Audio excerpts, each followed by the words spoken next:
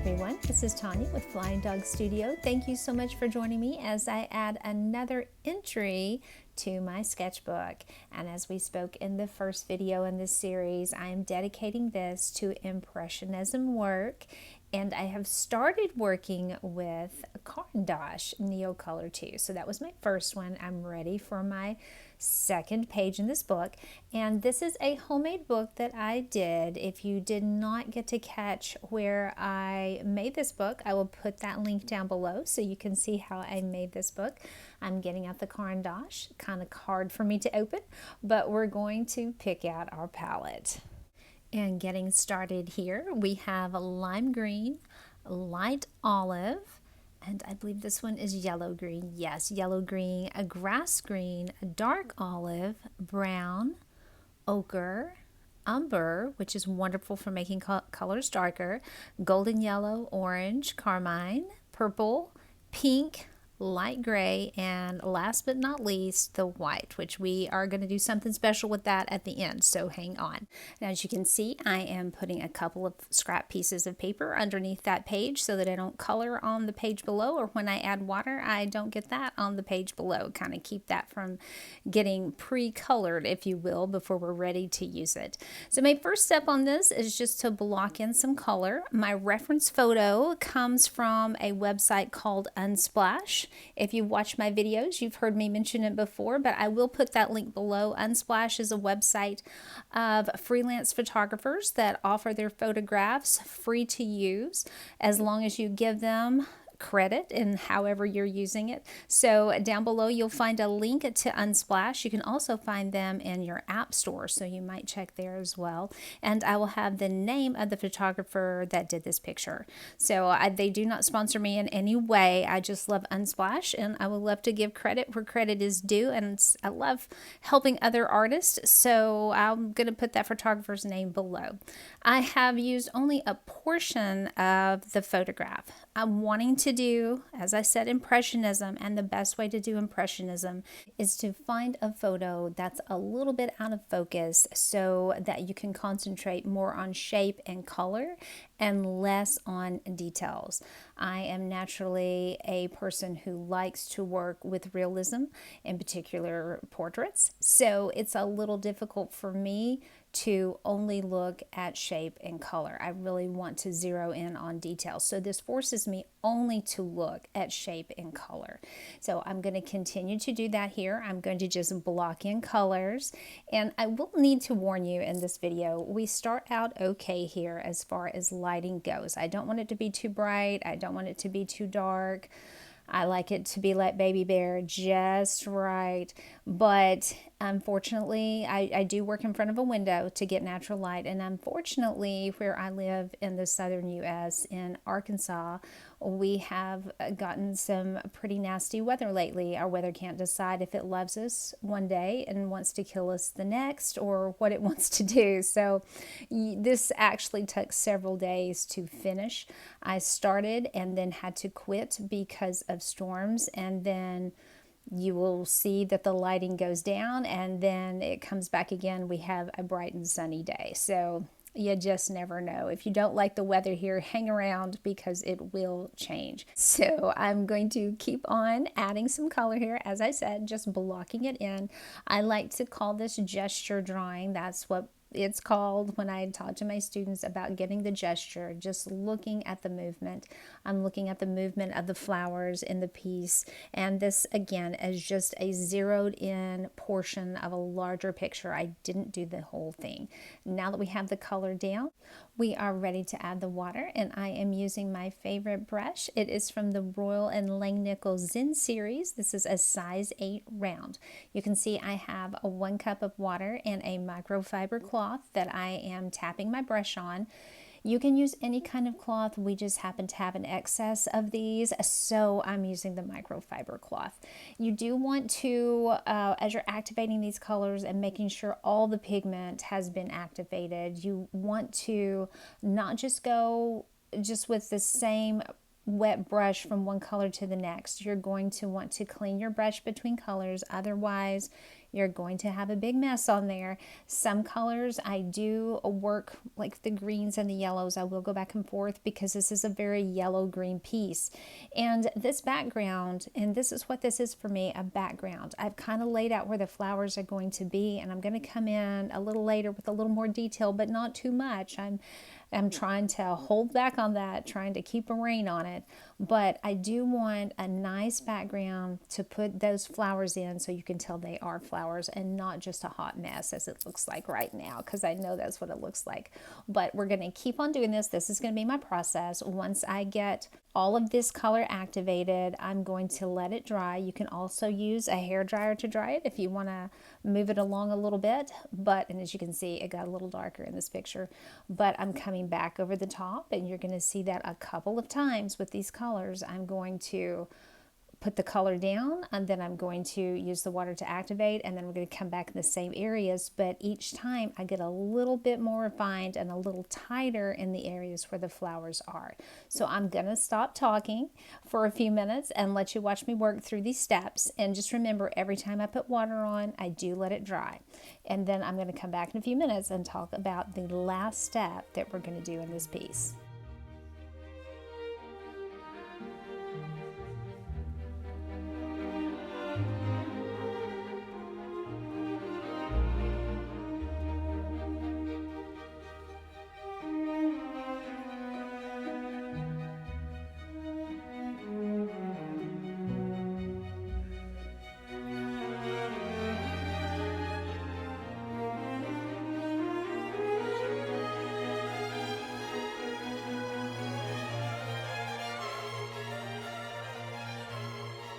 I'm hopping back on to say, I know you can see how dark the lighting has gotten here. Sometimes when I'm working, it's hard for me to stop, even though my mind knows I need to. If I get hyper focused, it's a part of ADHD. When I get hyper focused, I just can't stop.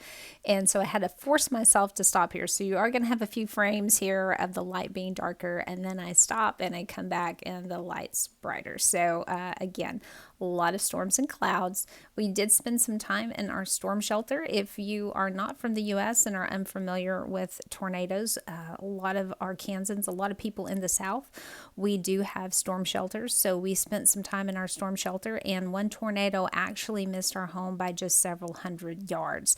The damage, we live next to a school, and so the damage was to the school next to us, and it missed our house just barely. We have had a tornado hit our house before, very minor damage. We were very blessed on that. God was blessing us and watching out for us this time as well. We had, I think it was 2 tornadoes that went over our house in the past week when this was filmed, and one of them we actually heard from our storm shelter. It's not a good sound. It's a very frightening sound, but again, God blessed us, and there was no damage, and we were all safe. So, and then all the tornadoes that we had in Arkansas during that week, and there were quite a few, I believe there were no deaths. We were all prepared. So I'm very thankful for that. So now I'm going to be quiet and let you watch me work.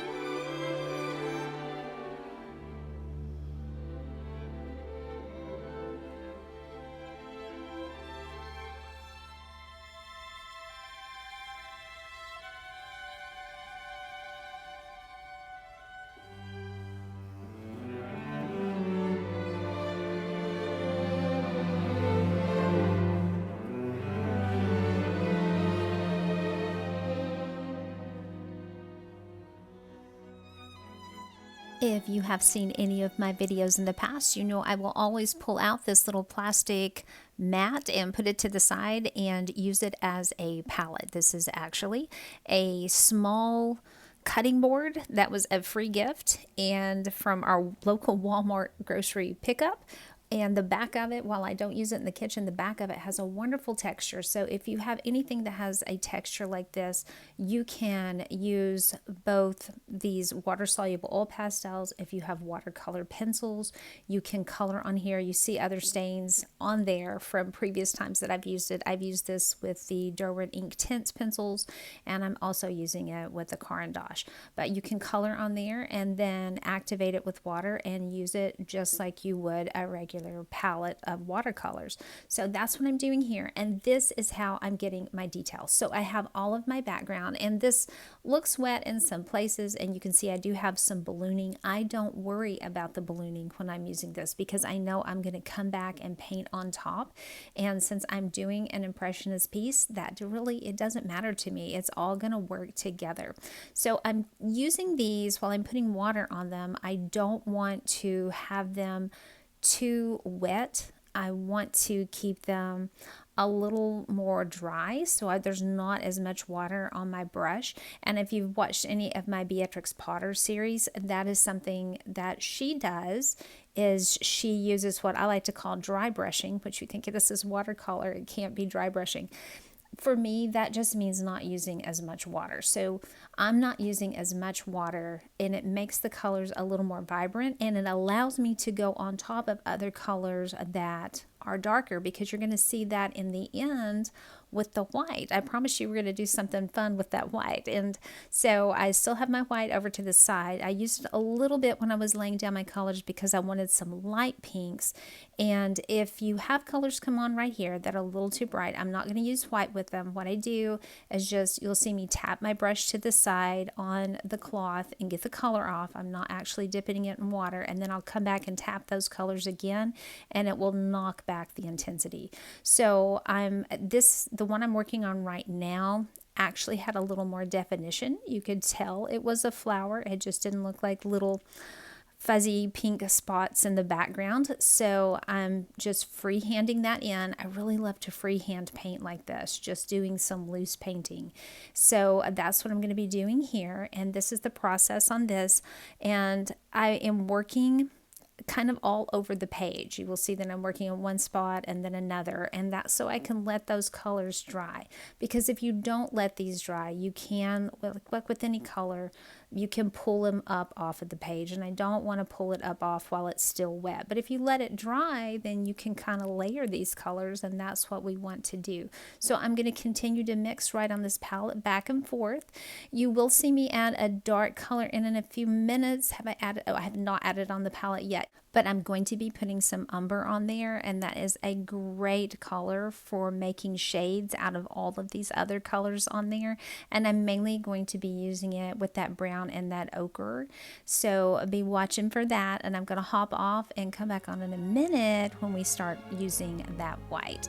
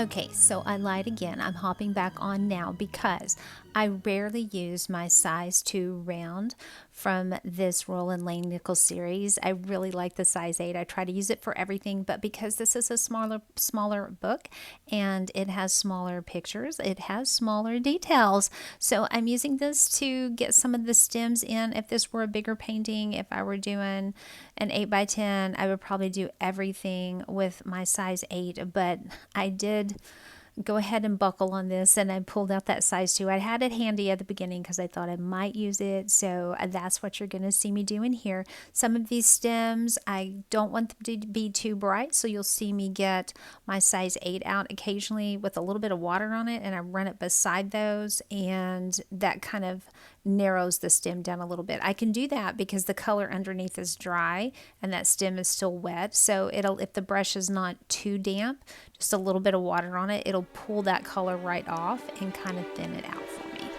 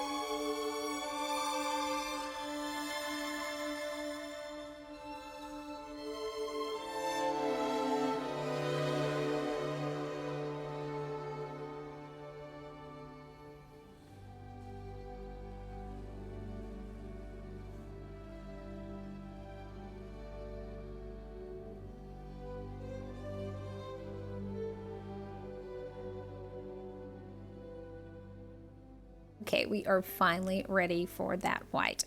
This is part of a palette that I bought, and these were little removable wells. And so I have taken the white Caran and a pencil sharpener and just sharpened it right in there. It was time for me to sharpen it, and I don't want to waste any product.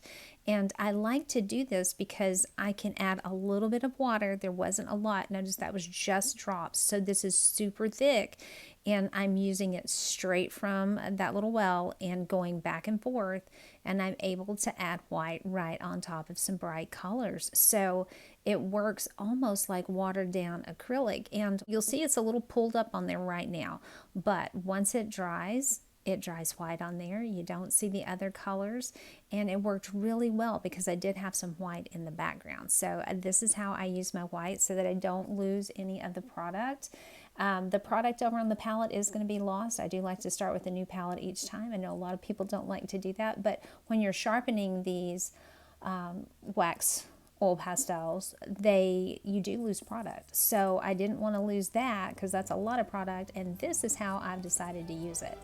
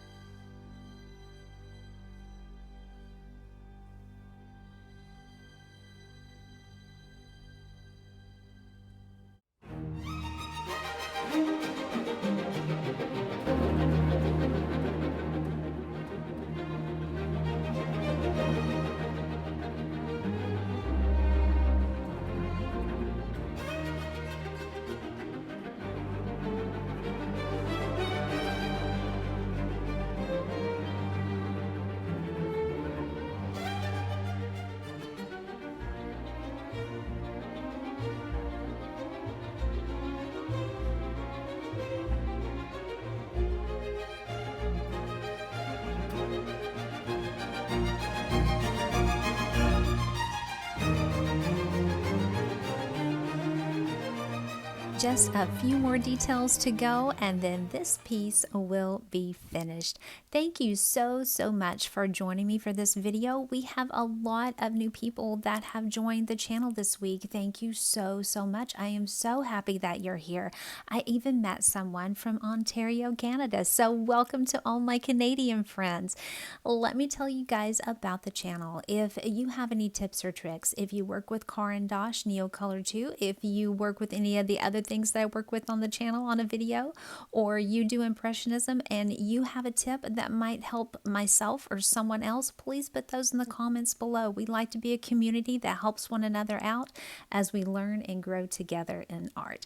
I will be adding another piece to this book very soon, and I hope you'll join me for that one. But until then, I will see you in the next one.